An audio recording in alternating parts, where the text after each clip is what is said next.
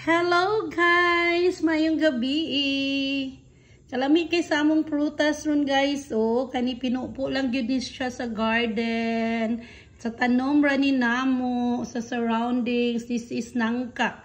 Gisaka ni Minda ganiha guys. Then, kalami kay kaon-kaon diri kay. Daghang kay prutas si daddy guys. This one is, gikan po ni siya sa kuan. Dinha sa mong bayabas. Bisan gagmaya ni siya pero super sweet and yummy. So kada gawas ni daddy guys makakuha siya og bayabas. Then kani is ang lemon. So namunga na pud atong lemon ug ang bunga pud sa atong this is dragon fruit. This is punkan.